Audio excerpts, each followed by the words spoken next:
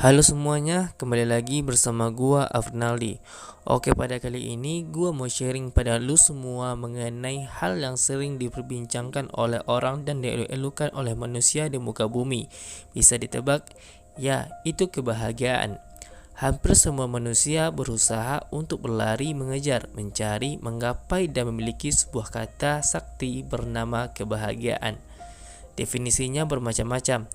Ada yang merasa bahagia dengan berada di tengah alam, bisa makan enak, atau punya fisik dan mental yang sehat. Ada pula sebagian orang yang merasa bahwa dirinya tidak akan bahagia sampai ia memiliki apa-apa yang bisa dikatakannya sebagai influencer IG hits, mulai dari tempat traveling, pekerjaan idaman, baju, make up, pacar, squad yang keren, and the list never ends. Sayangnya mengejar kebahagiaan material bisa jadi malah membuat kita semakin lelah. Mengapa? Karena sifatnya fana, sementara kebahagiaan material cenderung bersifat kosong atau akan hilang setelah sumber kebahagiaan itu sudah terlihat atau terasa oleh indera kita. Lantas, apakah yang disebut dengan kebahagiaan yang sebenarnya? Izinkan saya memperkenalkan kamu dengan eudaimonia. Eudaimonia merupakan sebuah kata Yunani lama yang digagas oleh filsuf Aristoteles. Biasanya, kata ini diartikan sebagai kebahagiaan atau kepenuhan hidup. Lantas, apa yang membedakannya antara kebahagiaan dan kepenuhan hidup, rasa sakit? Inilah yang membedakan eudaimonia dengan hedonisme, yang merupakan sebuah konsep di mana kebahagiaan didapatkan dengan mengejarkan nikmat sebanyak-banyaknya dan menghindari sakit sekuat tenaga. Jika hedonisme berpusat pada kesenangan, maka eudaimonia adalah bagaimana manusia tumbuh dan berguna bagi orang lain.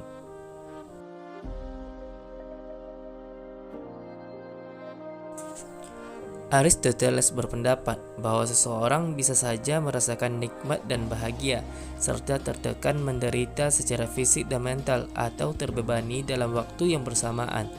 Mengapa demikian? Kembali lagi pada definisi eudaimonia. Eudaimonia berarti kita berusaha untuk melakukan tindakan-tindakan baik yang memiliki makna bagi diri sendiri ataupun orang lain. Melalui usaha dan jerih payah itu, kita bisa mendapatkan suatu hal yang lebih besar dan jauh lebih menarik daripada kebahagiaan, yaitu mewujudkan perubahan. Kita bisa melakukan hal yang jauh lebih penting daripada senyum dan berusaha bahagia, yaitu kita bisa memaksimalkan potensi kita dan menyisihkan sebagian usaha kita untuk memperbaiki dunia di sekitar kita.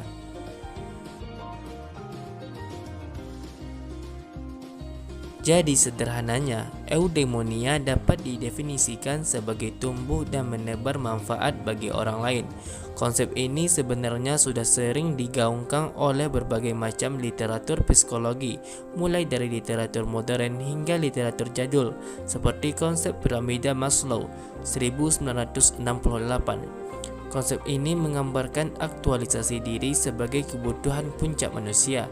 Adapun karya populer Viktor Frankl berjudul Man's Search for Meaning 1946 yang menekankan bahwa manusia dapat bertahan hidup jika ia menemukan makna atau tujuan yang lebih besar dalam hidupnya. Di dalam agama Islam ada pula nada hadis yang serupa, yang mana yang berbunyi, sebaik-baik manusia adalah yang paling bermanfaat bagi manusia. Hadis riwayat Ahmad, yang mana hadis ini menekankan manusia yang terbaik adalah bermanfaat untuk manusia lainnya. Dalam menjalani prinsip semacam eudaimonia ini, kita dituntut untuk menjadi pembelajar seumur hidup. Pasalnya, kita seringkali terjebak dalam sejumlah miskonsepsi atau sesat pikir terkait eudaimonia ini. Akibatnya tidak tanggung-tanggung, bisa berakibat fatal hingga menimbulkan cacat mental. Harapannya, ketika pemikiran-pemikiran seperti ini muncul di kepala kita atau sahabat kita, maka setidaknya kita bisa memberi sedikit insight dan uluran tangan untuk menghadapi masalah tersebut. Mari kita ulik satu persatu.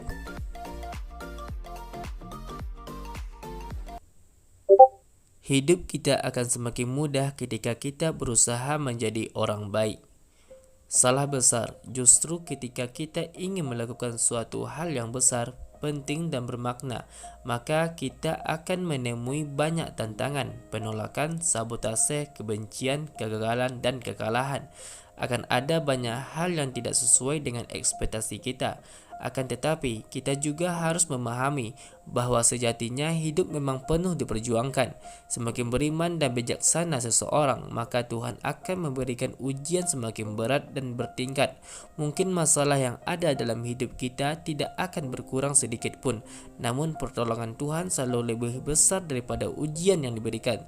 Satu hal yang pasti, Tuhan pasti akan menguatkan pundak-pundak para pemimpi dan pejuang hingga akhirnya kita siap mewujudkan mimpi besar kita.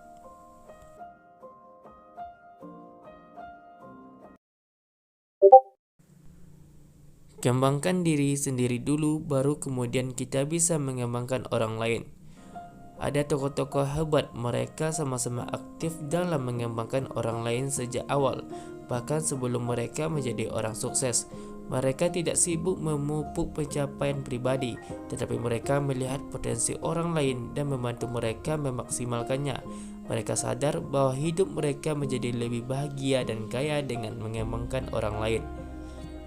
Jika kita masih sulit percaya dengan konsep ini, kita bisa tengok bukti dari sebuah studi oleh Adam Grant, profesor di Wharton School, University Pennsylvania, dan penulis Give and Take, Why Helping Others Drives Our Success. Ia berargumen bahwa menjadi pemberi atau menjadi seseorang yang senantiasa membantu orang lain tanpa mengharapkan imbalan apapun telah terbukti memberikan manfaat secara jangka panjang di industri manapun.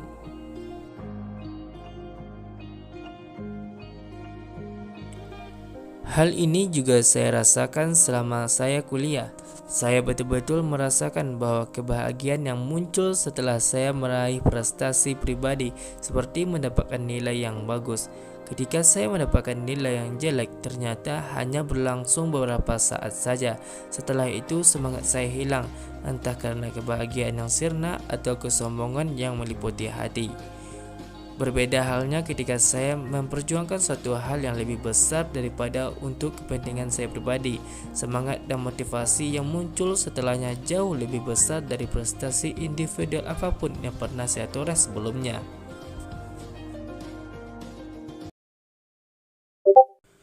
Berbuat baik sama dengan melupakan urusan diri sendiri. Ketika kita berusaha untuk menjadi orang baik, terkadang kita suka lebay. Kerja setiap saat, melupakan makan siang, mengurangi jam tidur kita. Intinya semua kebutuhan diri kita lupakan demi membantu orang lain. Tapi ingat, kita tuh manusia. Jasad kita juga punya hak yang harus kita tunaikan. Selayaknya baterai HP, kita juga butuh di-recharge.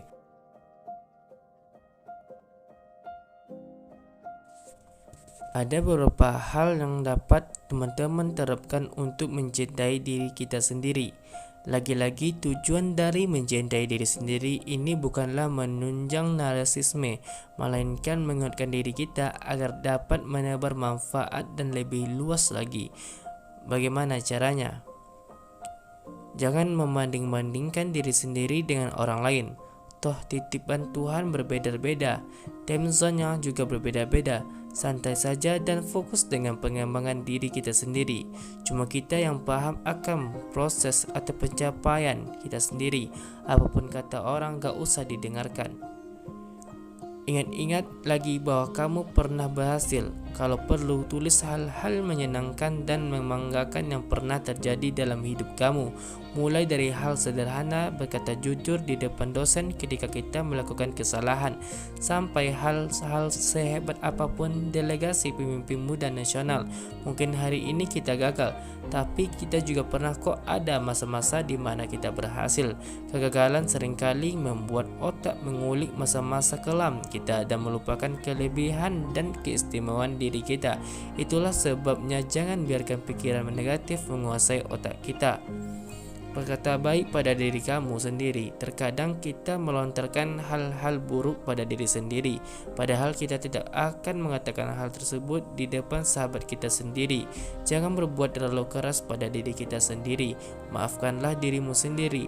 hal dan wujudkan hal-hal hebat lainnya. Gagal dan salah itu manusiawi, justru yang tidak wajar itu menyalahkan diri sendiri dan memutuskan untuk menyerah. Jika bukan kita yang menyayangi dan menguatkan diri kita sendiri, maka siapa lagi? Dekatkan diri kepada Tuhan. Menurut saya, salah satu prinsip yang membuat saya bertahan hidup hingga saat ini adalah trio ikhtiar, doa, dan tawakal seperti yang telah dijelaskan sebelumnya. Ketika kita percaya bahwa Tuhan Maha Baik, maka logikanya sederhana. Kita berusaha sebaik mungkin meminta pada Tuhan dengan setulus-tulusnya, lagi syukuri apapun hasilnya. Oke, sekian dulu yang dapat saya sampaikan. Semoga bermanfaat untuk kita semua. And anyway, see you next time. Bye-bye.